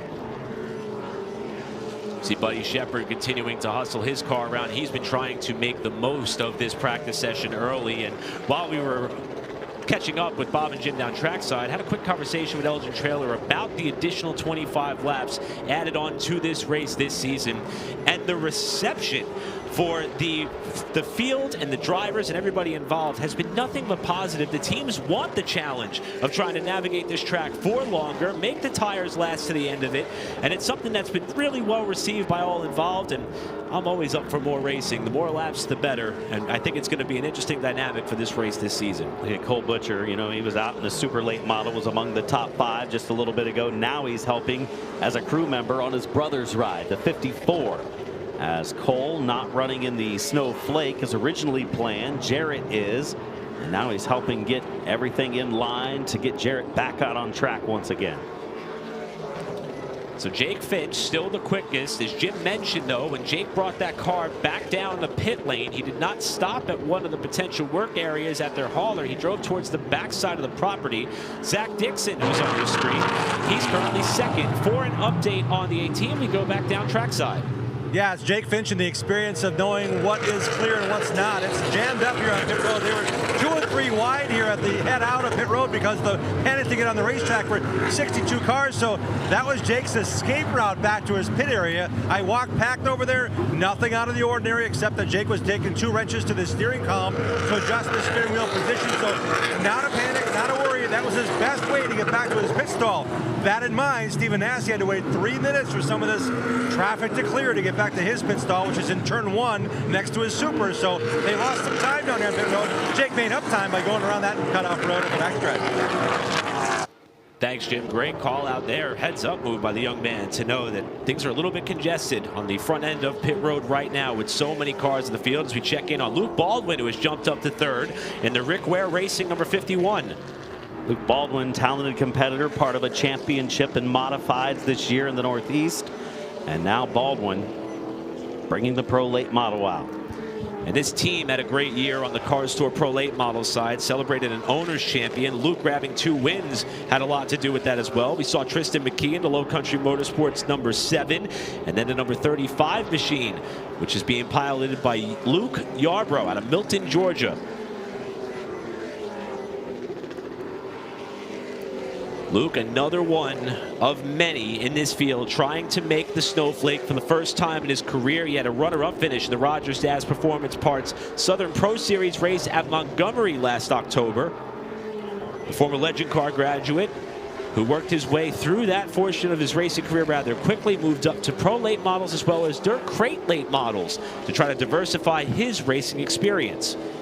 It is bearing down on us when we talk at the weather and looking at the radar. So if we are fortunate enough to get all of the Pro Late Models out for practice, we've definitely accomplished something. Right now, we have seen 54 drivers on track in this session. And some of the drivers who have yet to turn an official lap include Brandon Lopez, who's slated to run double duty. Bubba Pollard has not put a lap out there just yet, as we've got a caution on the racetrack, and it looks like that could be one of the Tomeo entries. Jaden Park's ride parked along the inside retaining wall in the front. Had a chance to talk with Jaden as well as his teammate Tony Cosentino at the ticket last night when they were going over some of their pre-race planning efforts. This is a relatively new effort for these teams, and he has found the inside wall with the left front. Second hit of contact that we've seen from our competitors here today, the first of which, Gavin Bichelle. It's not been a good day for 24 cars. Gavin Bichelle in the 24 Super Late, and now Jaden Park. Bob? Yeah, it's a pretty good lick on the front end, guys, as we get a close-up look on it as he comes to a stop near the inside retaining wall. A lot of fluid coming down from underneath that race car, but as they take off the hood here, you can see that front bumper bar area just kind of torn off. And as I look in towards the chassis, it doesn't look like anything is wrong with the front clip on this race car, at least on the rail, but you can see the radiator is kind of torn off of its mounts. A lot of work to be done. A little bit of suspension, it looks like, on the left front, that whole front nose piece, and getting the shroud and so forth, getting that back together. It's going to be a long haul for this 24 team to get that repaired here today at Five Flags. Thanks, Bob. And that will pause the Snowflake practice session for the first time due to this accident involving Jaden Park on the front stretch and that HD Motorsports team. And as we said, this is a pretty small effort for this organization. They were very excited for the opportunity and the challenge to try to make this race with 2 cars in such a heavily populated field. But unfortunately, an unfortunate trend there. This is 2 separate series where we've seen the number 24 car have some problems. This time it's Jaden Park, the Utah driver, who has found the wall in the front straightaway. Still another 10 to 15 cars at the end of pit road, some of which haven't had a chance to hit the track yet, trying to get out onto the track to fine-tune their rides for the Alan Turner Snowflake 125. Back with more after this.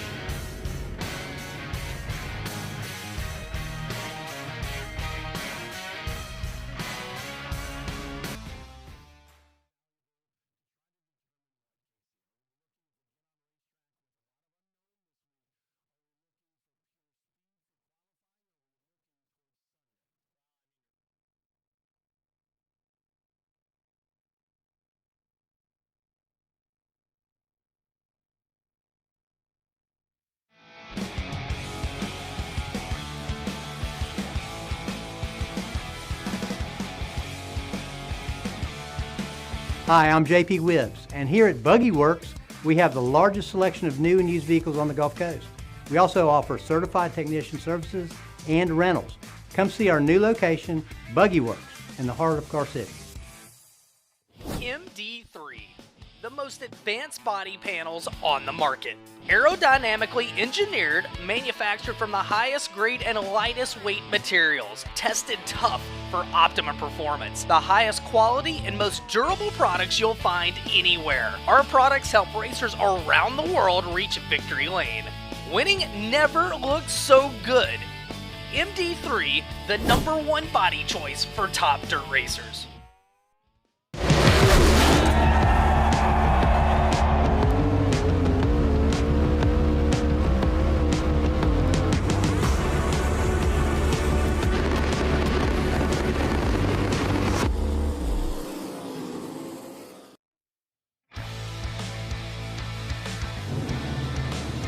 Right in the middle of pro late model practice here for the Snowflake 125, and a caution on the racetrack, but that allows us to catch up with Bubba Pollard, double duty driver, very fast in his super late model. Notice you're not practicing here in the pro late model. Why?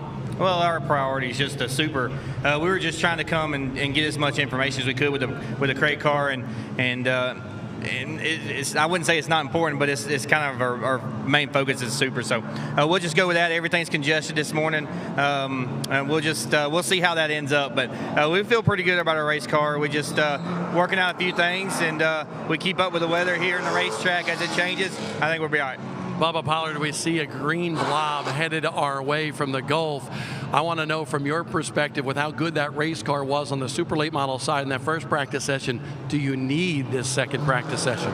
I feel like we got a pretty good balance. Like I said earlier yesterday, I think you got to unload pretty quick, and we unloaded with a little speed there. We made our last mock run, that last deal, we ran the same as what we did when we did the first mock run. So we just changed a few things, and I think we slowed down, but we'll go back to it. But overall, it's got a good balance. I think it drives good. That's all you can ask for. Just we'll work a few things out, and I think we'll be fine. All right, Bubba Pollard working on that race car. We'll hope that we get this final practice session in for the super late models prior to qualifying a little bit later on this afternoon. Thanks, Bob. And Adam, that was something we were talking about. Some of these drivers having to really weigh a lot of different scenarios and possibilities with this schedule change. Bubba is someone he said the Derby, the Super, that's priority 1. We're going to keep our focus there for now. We'll figure out the pro late model when the time allows. That's kind of been his game plan the last few times that he's brought the Snowflake car. Obviously, it helps give you more opportunities to get on track, make longer runs. This weekend, like he said, just a little bit too congested this morning to try to make it happen. Still trying to get back up to speed after the cleanup on the front stretch for the Alan Turner Snowflake 125 practice session. We've had most of our competitors on track, 62 of them scheduled, 56 have turned laps. I think a few more might be sneaking out here in the next couple of minutes that haven't been on track quite yet. Right now, Jake Finch is the quickest, and that Ronnie Sanders, number 18. He's been so good behind the wheel of the Sanders car over the last year plus.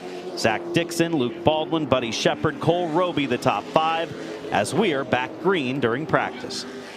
For those of you who just may be joining us, we had one round of Snowball Derby practice in the books already. However, it was not without incident. We had an issue with the number 33 machine having some fluid leaking out under that car, which kind of delayed their practice efforts on the super late model side. Double duty driver Dustin Smith. And then a crash involving the Wilson Motorsports number 24 of Gavin Bichelle. That team is pulling out the backup car with a practice session still on the agenda for a short while from now, with Mother Nature lurking. And the unofficial time, or the slated time that we have to try to get country pleasing sausage pole qualifying in the books, 3 p.m. Central Time. That's the agenda now with weather in the area. We'll go back down to our Joe's Racing Products pit reporter, Bob Dillner. Well, Dustin Smith, one of those double duty drivers here. First, let's tackle the pro. How was it in that initial run, Dustin? Yeah, I think our pro car is really good. Got a really good balance. Just need to work on some things with the supercar. Yeah, supercar, we saw all the oil all over the place. I bet you that was a wake-up moment going in the corner with that oil coming off the oil floor. Yeah, it was definitely a handful. Luckily, come in and got nothing was really hurt too bad. Tightened up some lines and got back out of the race. Nice to see Dustin with us. Top 10 in this practice session with his pro late model. Quite the contrast from the experience he had in the super session, and as you can see, he knows he's got some work to do. Here's Jimmy Renfrew Jr. back with another great-looking race car for this festive weekend. Surely this is going to be a contender for the best-appearing race car once again, and trying to make his third snowflake and his third consecutive try as we get reports trackside that there could start to be a bit of a mist developing out with the teams trying to scramble for their last bit of on-track activity potentially. Here's Jet Nolan back out for another run. Multi-time winner at Cordele in 2025. The driver out of Groveland, Florida, calls Cordele a bit of a home track. And here's Stephen Nasse trying to defend his Snowflake title from 2024 after finally being able to capture that race after being so close so many times before. Nasse was looking for speed in the super late model. They found some late during that practice, still outside the top 30 there. The Snowflake car always strong when it comes to the pro late model when they enter this ride. Right now, 33rd quick out of the 60 cars plus that are on hand for the Snowflake. Corey Deucer out of Indiana. First visit back to the Snowball Derby for the Snowflake in 10 years. It's been a decade. He's qualified into 2 of these races. Last time they were here in 2014, did not make the race. Former point runner-up in the Jake Sierra All-Stars Tour, Corey Deucer in car number 14. Deucer fresh off the All-American 100 victory not that long ago in the pro late model. Here's TJ DeCare back out for a second run. This is another one of the Bryson Lopez cars. We talked about Brandon Lopez in the super, Kyle Busch in the super, and DeCare, who has raced for this team and won with this team to get his first career cars to a pro late model win at Tri-County a couple of months ago. Back at it at the Snowflake for the second time in his career. DeCare currently showing 36th on the speed chart. Spencer Davis is 96. We know he had speed in the super. Spencer Davis in the pro late model out on track as well, looking for the double. He's just outside of the top 10. Here's Rafe Slate trying to make his Snowflake debut. Ran some local shows at Cordele in 2025 and picked up a top 10 in the Rogers Dabbs Performance Parts Southern Pro Series in the race at Mobile. Also finished just outside the top 10 in that series in a race here back in April. Watching the handling characteristics of that 82. Now we see the 5. Ryan Phipps moving over, working some traffic. Goes to the high side, allows the 54 to go to the bottom lane. Caden Honeycutt running the double this week. That's Honeycutt, the winner of the Derby 1 year ago. Honeycutt also won the Pro Truck race here in 2024. If he can get his hands on it, he will drive it. Has pretty much been the story of Caden's racing life.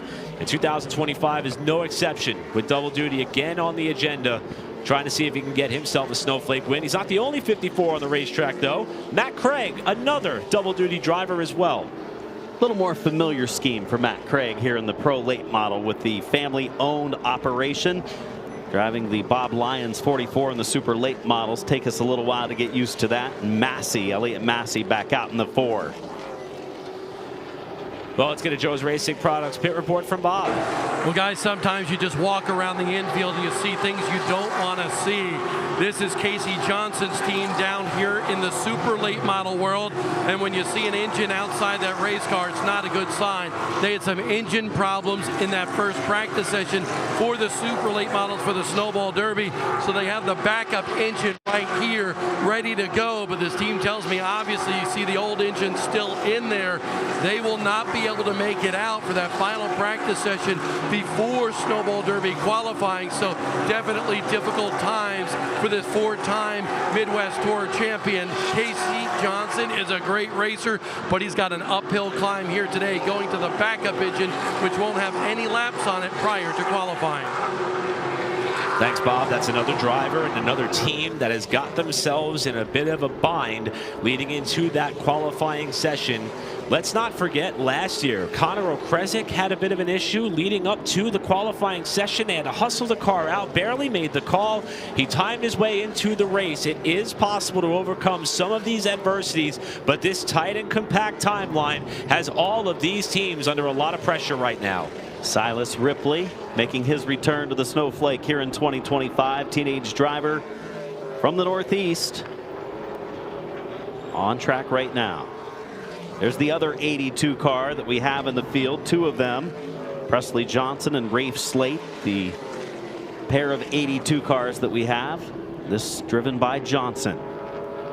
Johnson out of Huntsville, Alabama, has 4 Pro Truck Snowball Derby starts, including a top 5 effort in 2023. Another driver of many trying to make their Snowflake debut in 2025. Seen this car on track a lot. That of Elliott Massey from Mississippi.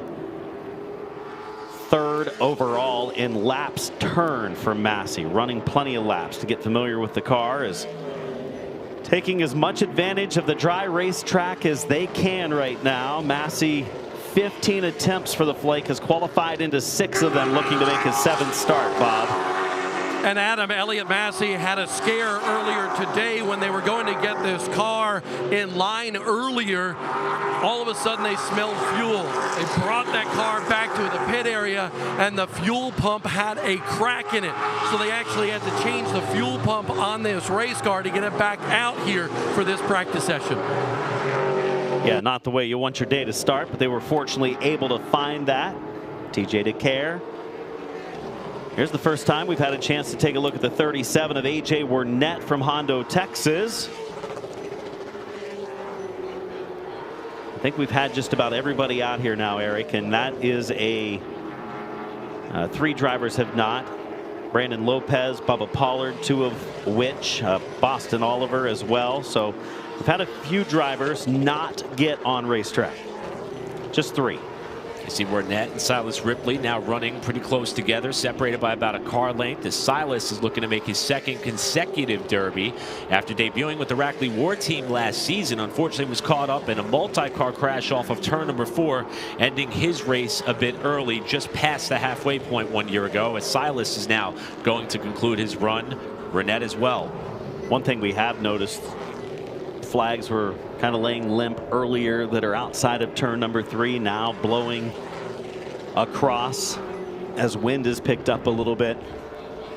As moisture approaches, we completed an hour or so of Snowball Derby practice earlier. Snowflake getting quite a bit more in than what I expected to see get completed after looking at things earlier this morning as Elliott Massey continues to log laps.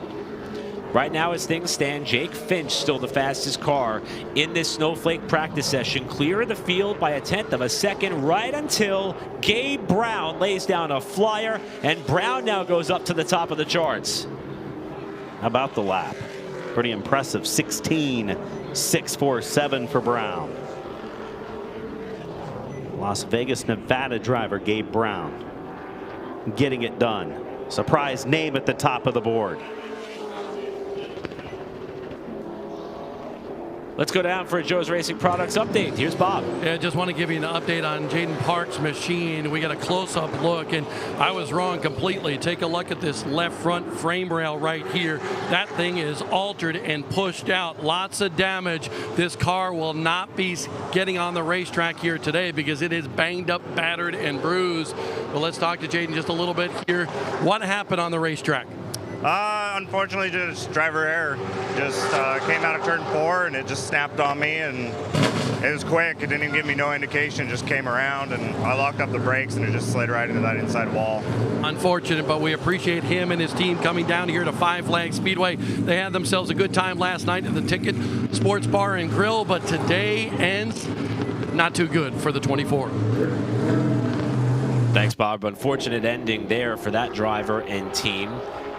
As practice continues on for the rest of the competitors here. It's Albert Francis from Paynesville, Ohio in the 33, and he had some good success with the Pro Late Model this year, but right now 46th quick is Francis in practice. Winner of the Winchester 100. And again, a lot of top 5s when he did compete with the Pro Late Model this year. Ran quite a few races with the Jake Sierra All-Stars Tour, where he was always a contender in those races. We see him a lot in super late models as well. They backed out of running the Derby this year at the last minute, just trying to get enough manpower to be able to run both events. Very tough to do. Here's Aiden Potter driving for Fetcho Motorsports. Again, Dylan Fetcho running in the super late model portion of our program. But over the last few years, Dylan is someone who's tried to stand up a bit of a driver development program. Aiden is a driver that's come under the wing and tutelage of Dylan and his team, and he's been doing quite well. In fact, he made his Cars Tour Pro Late Model debut at North Wilkesboro, rebounded from an early spin in the race to come back and finish 7th. Aiden's been having a lot of fun for a diversified racer who's gone from junior open wheel racing to full-bodied stock cars over the course of the last few years, trying to make his Snowflake debut. Saw Corey Deucer a little while ago in the 14. We see him again out there. Corey Deucer out of Indiana, fine-tuning that CD electric ride. We talk about drivers trying to make their Snowflake debuts. One of them currently up in the top 3 on the charts is with Bob. Keelan Harvick got himself a fast race car here on only your 2nd attempt at Five Flags Speedway. How good is it right now? Oh, yes, sir. Yeah, Rackley brought me a really good car. You know, we're just tweaking on a little bit of things, just trying to get it better. But I think we have a really good car. Keelan, how important was it for you to run that race in September here, to kind of get acclimated to this racetrack, and what did you learn? You know, I just learned a lot. You know, I knew I made a lot of mistakes in that race, just not saving my tires well enough, just coming off the bottom a lot, just things that I needed to perfect coming to this weekend, and I knew it had to be perfect. I love watching your progression here, certainly this year in the Cars Tour, both out west and in the east as well. But I want to know, this racetrack, your dad has told you how crazy this place is. What have you learned about how different Five Flags Speedway is than anywhere else you've ever raced? Yeah, there's a lot of tire wear, you know, and just there's a unique track. They're 2 very different corners. You know, there's a lot more banking in turn 3 and 4 than 1 and 2. But you know, that's what I like about this track. It's very unique. Keelan Harvick, very fast, gonna have himself some Hunt Brothers pizza for lunch. Thanks, Bob, as we see a couple of cars still trying to improve on the stopwatch. Here's Ben Mack, who is down in 43rd on the scoring charts, trying to log some laps in what he hopes to be a Snowflake debut. In fact, Ben has been on the racetrack for now 43 laps, trying to get the most potential track time as this driver and team. As things calm down just a little bit on the Speedway right now, with Ben continuing to log some laps here. Yeah, less cars on the racetrack. If you had an opportunity to get out now, you would have clear racetrack. Nobody waiting on pit road to come out either. So some opportunity to get some final laps in with not a lot of traffic on the racetrack. Here's Jace Hale, the 2025 Spears Cars Tour West Pro Late Model champion. Did so by winning 3 races across 10 starts out of Manteca, California. Gabe Brown is officially still the fastest. He disappeared from the top of the board there for a moment. 16.647, that lap that he laid down. Finch, Harvick, McKee, and Kitzmiller rounding out the top 5. trying to check in on where Jace Hale is. He's currently 28th on the speed chart, so probably wants to find a little bit more pace to feel comfortable going into what will be Snowflake 125 qualifying. Not slated for today, but for tomorrow, with Hale continuing to work that car up off the corner. The 2025 ARCA Menard Series East champion, Isaac Hitzmiller, is with Bob. And he too has a fast race car with that Rackley Ward team. How good is it? Yeah, it's super good. These Rackley Ward guys brought a really fast race car, and I just can't thank all those guys, Cobra Mining, All Construction, Chevrolet, everybody that brings this car to the racetrack every week. We had to dodge a few cars on our mock run, but we were able to lay down a lap. The track's getting super slick just with the rain falling and the coldness, but I feel like we laid down a pretty good lap for what we had. What have you learned in this initial practice session? You're scheduled for one more in a little while. Who knows what's going to happen? So how important was this one, and what did you learn? Yeah, it was super important just to not only tell the guys what we got, just to give me confidence, and I know what I need to do now for qualifying if we don't get back on track till Saturday night for qualifying, or Saturday during the day for qualifying. Isaac, we appreciate you. I want to show you one thing down here in the pit area. You see a big puddle right here, and we keep on talking about the raindrops coming down. You can take a look at it right here. You see some of the raindrops just hitting this puddle right here. So just a little bit of precipitation right now at Five Flags Speedway. And how about Isaac Hitzmiller? Right as he said, it was getting a little bit slick out there. We saw the 5 of Ryan Phipps have a bit of a moment off turn 4, just simultaneously as Isaac was explaining the conditions of the track as it continues to slightly mist a little bit here at Five Flags, with the rain starting to surround this speedway and facility. But many drivers still trying to wring out whatever track time they can in what could be their one and only session of the day for the pros. Alex LeBay in the 42, one of our Canadian entries for the Alan Turner Snowflake 125, backs it down. That's a tough decision for a team to make. You want to get back out and make another run at it, but how true of a test is this really when there's a little bit of moisture falling to the ground? Track still has decent grip in it, but I'm sure not as good as what it would be if there weren't raindrops falling. And obviously it's not enough precipitation at this time for us to deem this session to be slowed, as the weather continues to try to close in, with Gabe Brown currently the quick time setter in this opening stanza for the Pro Late Models, a 16.647 ahead of Jake Finch, who laid down his lap early, Keelan Harvick, Tristan McKee, and the driver we just heard from, Isaac Hitzmiller, rounding out the top 5. So Evan Shotko, a Michigan competitor in the 50, really sliding it sideways right before we flashed over to the 29 here. Practice getting toward the latter stages, light raindrops falling, drivers trying to get the final laps that they can get. And this snowflake practice, the only one of the day for our Friday. They're scheduled to qualify tomorrow, scheduled to run the flake tomorrow night here at Five Flags Speedway. Got a quick glimpse there of Dylan Capello, the driver who started on the pole for this race a year ago. Won several races as the crew chief for Front Row Racing. Partnered up with Lane Riggs out of Peoria, Arizona. Donald Crocker in the Courtney number 22. There's Jet Noland in the 50 back out again.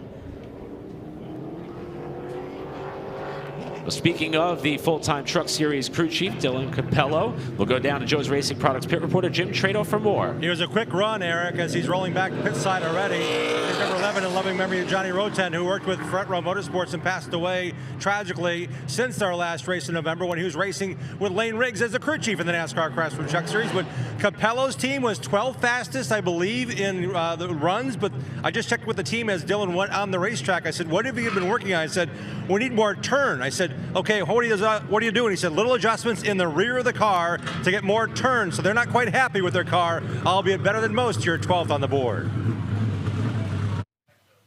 Thanks, Jim. And that will conclude the snowflake practice session for now. And the reports we're getting down trackside is that it is starting to rain a little bit harder down there trackside. So the red flag is going to be out, with Gabe Brown, the fastest car in this opening stanza practice for the Pro Late Models in the Snowflake 125. I think we're very fortunate, Eric. I think we should knock on wood and just count our blessings that we got 2 practice sessions in, because it didn't look the best this morning and it looked like it was bearing down on us. Raindrops starting to pick up in intensity a little bit, Jim. I'm not going to use hand gestures like Bob loves to do when it comes to weather, guys, but I'm telling you, the last 20 minutes or so,